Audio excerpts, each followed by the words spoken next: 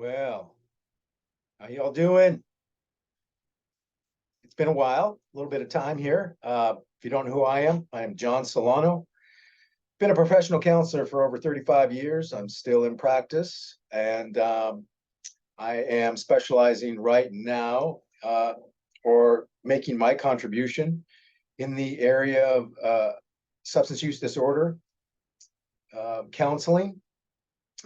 That's something that I've done since the 80s, and just kind of blew the dust off my credentials, throw my hat back in the ring. Uh, so something to share here real quick with you folks who are in the human services field, behavioral health, specifically substance use disorder, possibly.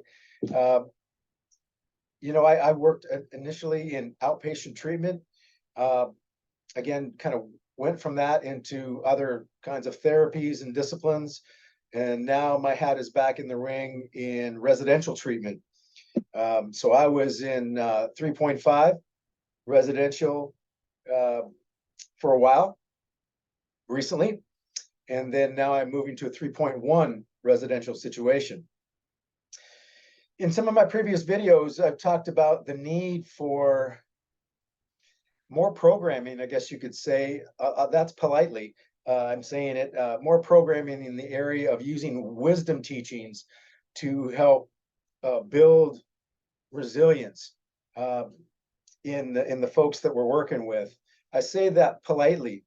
As I said, I use that word because this has been a long time coming. This is the elephant in the living room, as far as I'm concerned. When you think about 12-step work, it's a disease model, but a spiritual program.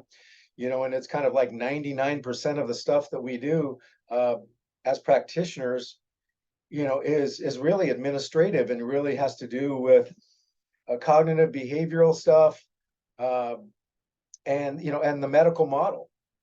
And yet there is a significant piece of recovery that has to do with something we call spirituality. That's a whole other conversation that I want to have at some point as well. But one of the things that I talked about in a previous video, and what I've experienced in kind of how we do treatment these days, is that we spend a heck of a lot of time on the cognitive behavioral and the academic components to try to acquaint individuals with what their triggers are and coping skills and detecting cognitive errors and thinking errors, things like this. That's all helpful. But if you're like me, and you're in the field, you're really seeing that's not enough. That guys are coming back, guys and gals, what have you, people are coming back over and over again to treatment. And they'll even tell you, hey, I've gone through all this before. I've done all the logistics as well before. Logistics, like putting together a transition plan. What am I going to do once I leave treatment? It's okay. Well, you're going to go to a meeting here. You're going to connect with a primary care provider here. You're going to go to see a dentist. You're going to engage with a mental health counselor.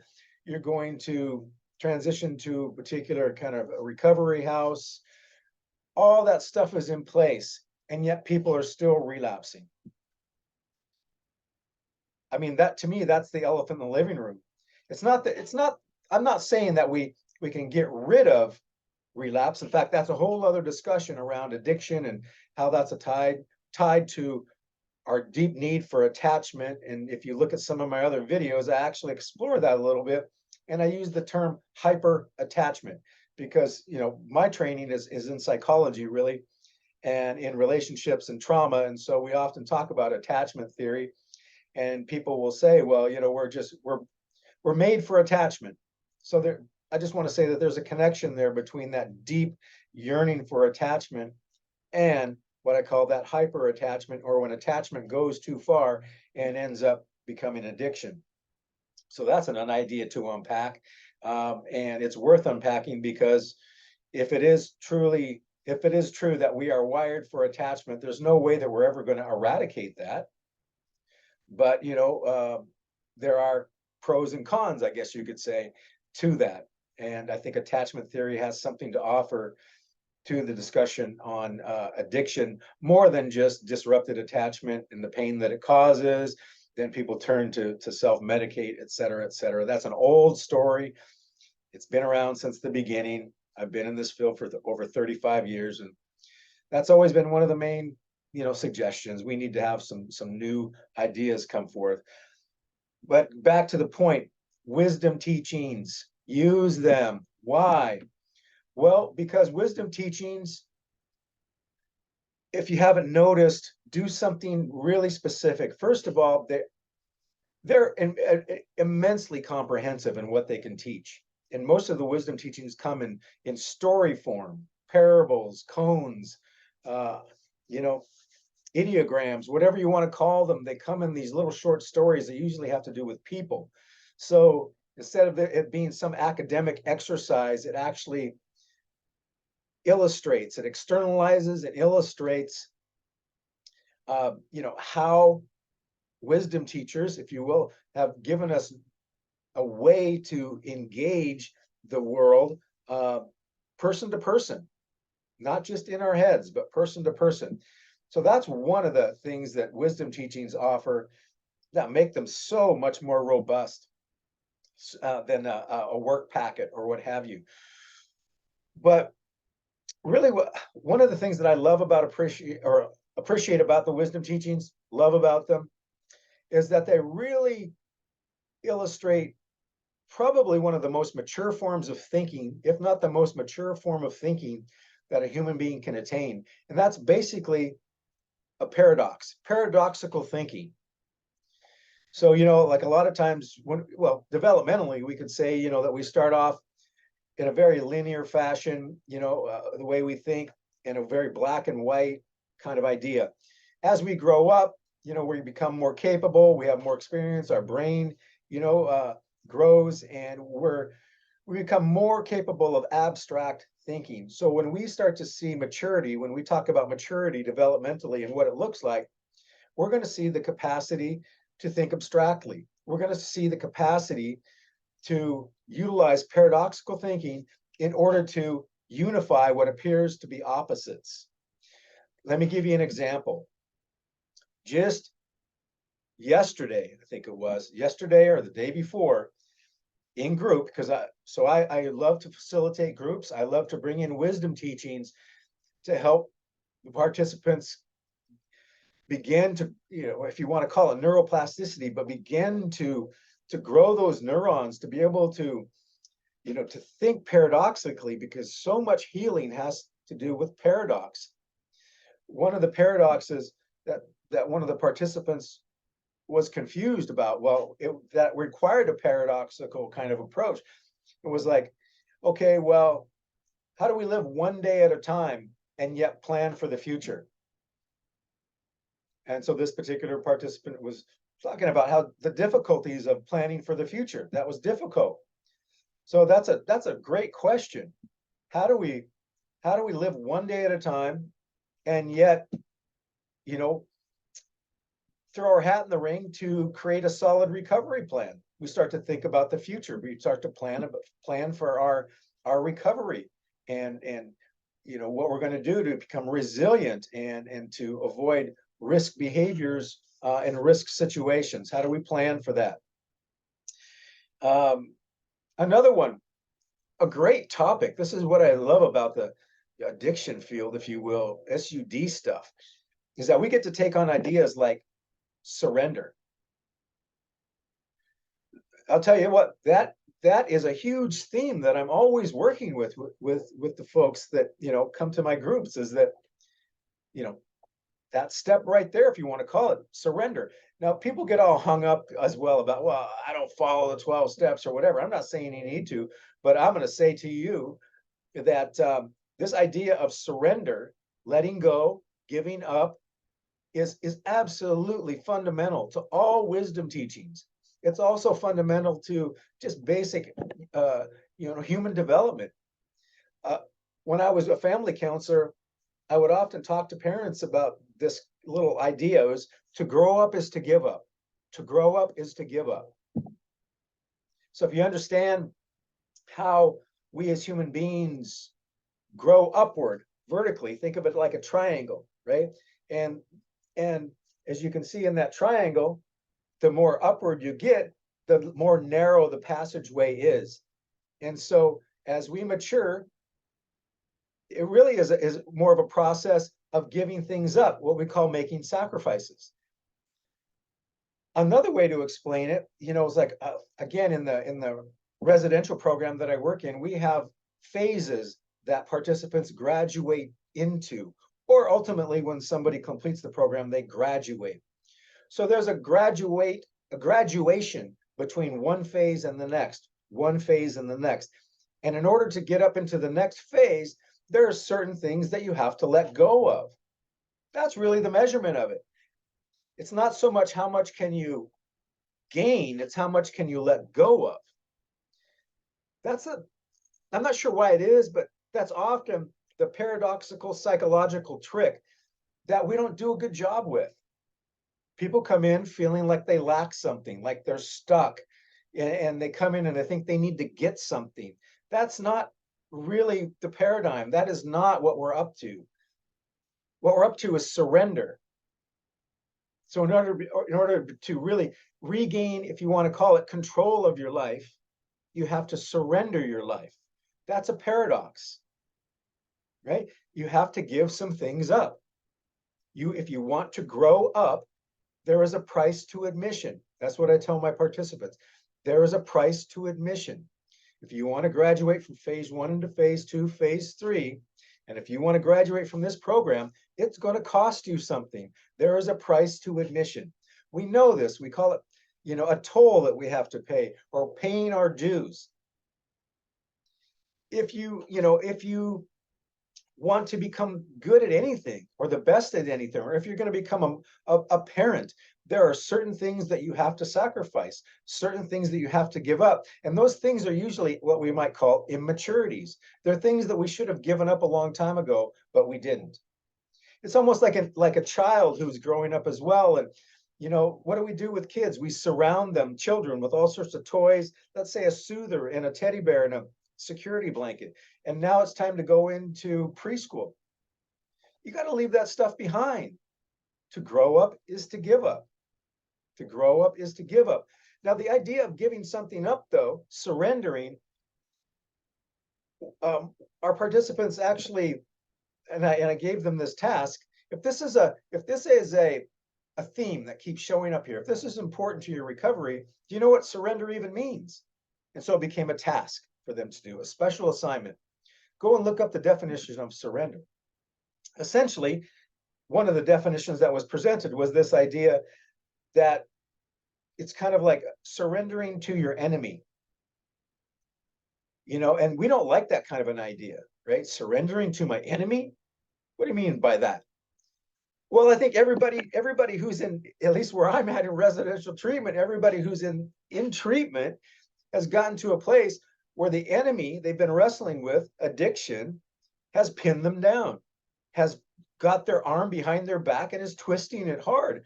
It's kind of like, are you ready to give up? That's the question. Are you ready to give up? It's like the addiction has its knee right in your, on the back of your neck, and you are pinned down, and there's nothing that you can do. And finally, people reach a place of going, I give up. I surrender. Right? So that's a foundational piece, surrender. But then when folks come right into the treatment center, you know how this goes, right? For the first week, maybe the first 2 weeks, they're all happy about being there. And then all of a sudden in that third week, right? That fourth week. And then the other participants who have been there longer, they start to kind of, contaminate them a little bit with kind of some of the old addict thinking. So this idea of surrender gets kind of put on the table, talked about, but we really need to have a look at it. What does it mean? And how do we keep that present? How do we breathe life into it and make it a real thing? There are lots of great examples, but we should be doing a lot more of that. Surrender is hard to explain academically. We could go to the dictionary, but how does that apply to my life? How does that apply to my recovery? How does it apply to addiction? We do this thing in my groups, that's called learning and insight, learning and insight. So participants learn something, and that's great. But what I let them know is that, that's really second place. That's the consolation prize. Hey, you learned something, but it doesn't mean a darn thing unless you apply it to yourself. That's the insight. It's like taking a flashlight, turning it towards yourself to see what it reveals. So, truth, if you will, is like that. We stand in the presence of truth, but it then should reveal something about us. And what I noticed in some of the previous work that I did in residential was that we go through all this academic stuff and present the truth, but then people don't want to really go for the prize. First place is the insight. Insight. So I always say to my participants, if you get one good insight out of this group, that's better than 10 things you learned. Get one good learning and one good insight. And if you can push it to two, what are two things you learned and two insights you're having right here, right now? Because this is the only place that it counts. So, being able to utilize the wisdom teachings in order to demonstrate something like surrender, because it's hard to get your head around academically. It's hard to get your head around. An immature mind has a difficult time understanding the paradox. What is the definition of a paradox? The definition basically is doing the opposite to achieve the opposite. Doing the opposite to achieve the opposite, right? Surrender in order to gain control. Another really important paradox I think that really needs to be hammered in, really worked on, is the more you know, the more you don't know. The more you know, the more you don't know. That's one of the big traps in when people are moving through treatment. Again, they go through all these packets and academic stuff, and they come in and say, well, I've been through this already. I know all this already. I know this. I know this. It's like, yeah, but you still haven't passed the test, because real maturity is the more you know, the more you don't know. The more you know, the more you don't know. And that paradox right there will take us back to surrender. It will take us back to surrender. It'll also take us back to this thing in what we call humility. So my participants are always talking about humility. Again, one of the things that I do in my groups is I have them ask about or identify what I call what's one character virtue goal. So we do this whole idea around what's called the code of honor, where they select 5 virtues that they hold dear. And so when they come into the group, especially on a Monday, when they're looking, what is the coming week going to look like?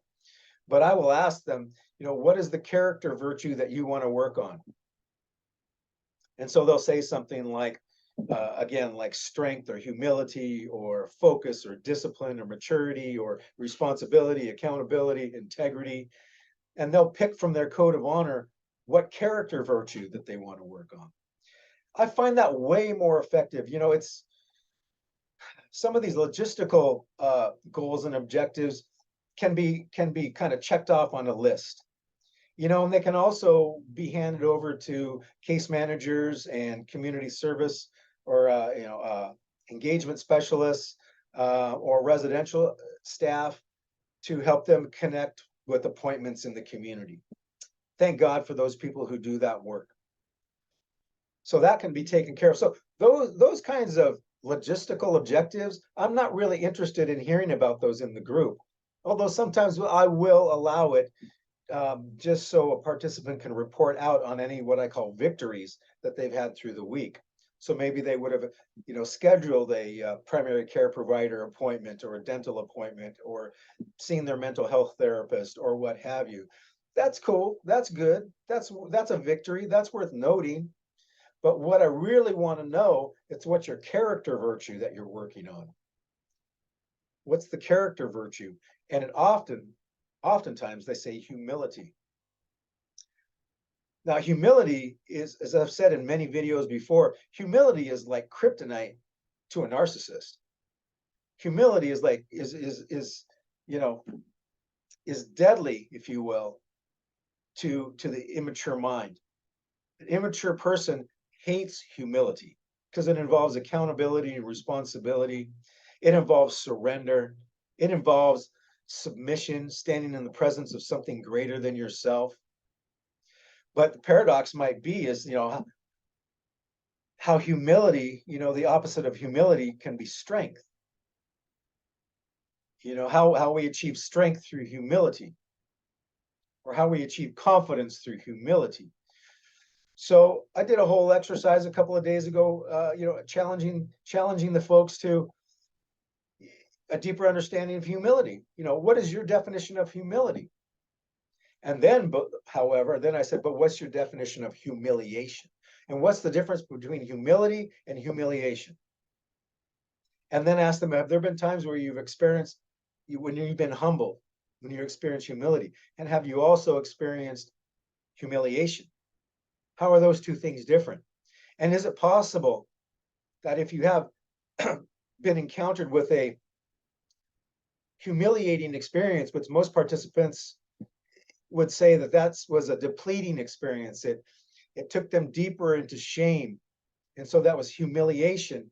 So, but could there have been a way that humiliation could have turned into humility, because participants will also identify that humility is a healing experience. It's a positive experience, and they know that because they want to be people of humility, but they don't know really again, it's hard to explain academically. How does humility lead to healing? How does humility lead to strength? How does humility lead to confidence? Doing the opposite to achieve the opposite. Basically standing in the presence of what is right and true and beautiful and loving. And then when we see ourselves in comparison to it, we get humbled. But we have to see ourselves accurately. We have to see ourselves truly for what we are. And as we're standing in the present, so it's almost an opposite movement where, a lot of folks want to just forget the humility piece and go for the confidence or the strength piece. And so there becomes this kind of idea of being strength based, or, using positive affirmations in order to build your confidence. I'm not saying that that's not helpful, but what I'm saying, I don't know if it leads to really the deep resilience that's necessary in order to, at some point in the near future or future, fend off temptation. Especially, again, if you're like me and you're working in residential, the folks you're working with have been addicted, have been in addictive patterns for decades, and of likely coming from incarceration as well, and long histories of incarceration and addiction. So a positive affirmation, a practice of positive affirmation can be helpful, but honestly, I have not seen it be incredibly helpful. I've not, if this were true, because it's very popular. It's very popular for, to look at negative self-talk and then formulate statements of affirmation, positive affirmation, like, again, that's a cognitive technique, and it really doesn't, I don't think it gets to the depth of what needs to happen, right? It doesn't get to the depth that needs to happen for real change and transformation to occur. And I think, even as I'm saying this, I look at the wisdom teachings and see what they offer in terms of how to humiliate, or how to avoid humiliation, and turn towards humility as a cleansing and a transformation, a change of heart that leads to long-term deep change. It is always about personal accountability and responsibility. It's always about seeing oneself accurately, in the light of day, if you will, in the light of truth, and standing before something sacred and amazing. And then that illuminates us, and it's like, oh my gosh, now I can see, all the rips and stains and on my clothes and the mud on my face. Um, and in seeing that, there's humility, there's also surrender. So being able to assist our participants in understanding abstract thinking and paradoxical thought is absolutely fundamental. I mean, I say fundamental, I shouldn't probably say that. It's absolutely essential. I wish it were fundamental. I wish it were built right in to the programming that we use. You know, I've in my previous residential experience, we were pulling out of three very popular curriculums in which we were running our groups. And I'd say only one of them barely hit on issues of paradox and humility, you know, and really did so in a way that encouraged deep change, deep transformation that would lead to significant resilience, significant capacity to avoid risk situations and relapse, to be able to make those good choices that um, need to be made, uh, that that foster a significant, deep commitment to really the life that we were born to live. I often say, what is recovery? Recovery is really about, it's a rescue mission. It's a recovery mission. What are we recovering? Well, we're recovering our best self. We're recovering those parts of ourselves that we traded off in life, in the addiction. I have to say, addiction is like doing a deal with the devil. And the house never loses. Every place where you did that deal, it cost you something. It cost you your integrity. It cost you a talent. It cost you an ability. It cost you a golden, beautiful part of yourself. It cost you your innocence. It cost you your courage. It cost you your peace of mind. It cost you self-esteem. It cost you joy. What did you get in exchange? You got the immediate gratification of, if it isn't substances, you got the immediate gratification of being right about how wrong somebody else was.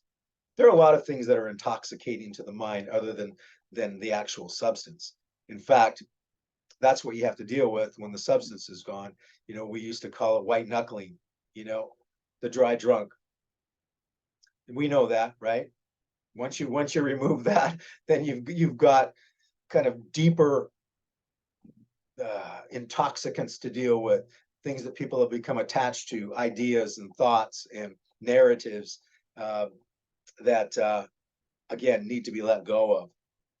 Surrender needs to be a mainstay, as does humility. So I hope you'll think about ways to bring these into your groups. One of the ways that I did it, and I'll tell you, it was tough. It was you had to be pretty fast on your feet because I only had an hour to work with. I was running 1 hour groups 2 times a day uh, in a residential, again, my residential 3.5, where I was leading groups for as many as 30, 40, 50 individuals. You're thinking, how on earth do you do a 1 hour group with that many people? Well, one way I figured it out was, again, we had curriculum that was supposed to be delivered. And so that was all very heady and academic. And so before we jump into that, I would have the participants break into small groups and hand around a teaching parable. It might just be a one-liner, or it might be a very short story, but it would illustrate one of these paradoxical ideas. And it was from they were from wisdom teachings. So I would start off my group with that, almost like an icebreaker, because I only have an hour to do. So I don't want to waste time and ask everybody their favorite color, or what would you do if you had all the money in the world, or things like that. Because I've seen facilitators do that, and it doesn't, in my opinion, it doesn't really kind of get to much. A few laughs here and there, what's your favorite movie, or things like this. That can be another group. But when you're doing a process group, or when you're doing a psycho ed group slash process group, and you've only got 1 hour or an hour and a half, and you want to cut to the chase, you get in, you do your check-in real quick, and you break people up into small groups. You hit them with a wisdom teaching, and then if you want to, you come in then with an academic piece, and so you get both. And that's what I did. And so, because I had to find a way to be there, as a matter of integrity for myself. Again, having been in this field for 35 years and watched so many epidemics and crises and come through the communities, and it's like, it's just time we had a different conversation. It's maybe time we get back to something that's absolutely not only essential but incredibly powerful. Incredibly powerful. I mean, we look historically, about how people have healed and transformed since the beginning of time, and it was always some kind of story, some kind of ritual, some contact with something sacred, if not spiritual, deeply, deeply meaningful. You talk about it, but it would have to have some depth. And so again, the trick is how do you get in and you deliver that in 1 hour or an hour and a half. And so think about it for yourself. But yeah, how do you bring these teaching in? How do you honor yourself? Because as a facilitator, as a practitioner, as a professional, you want to have the deepest impact you can possibly have in the small amounts of time that you have. And you also want to live with yourself at the end of the day and know that you remain true to your mission. And I think this is a conversation that we need to keep having. But paradox, abstract thinking through wisdom teachings. I mean, I'm doing it, folks. And if you're interested in that, and I'm doing it, you can do it too. Find a way to do that. And I think we'll be doing not only ourselves, but our participants, and of course the entire community, the entire nation, a tremendous favor. So again, thanks for tuning in, and I hope you're doing well. Leave me a message and let me know some of the ways that you're doing this, and some of the best practices, if you will. I did some work with indigenous populations before, and they don't do the best practice thing. They say it's a best practice informed approach. So in the other kind of part of the world, if you will, of treatment, we talk about everything being best practice.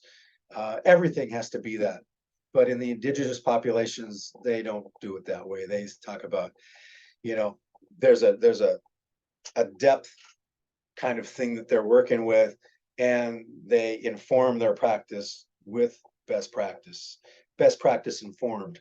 I like that idea better. So again, thanks for tuning in. Let me know what you're up to, and stay strong. Bye.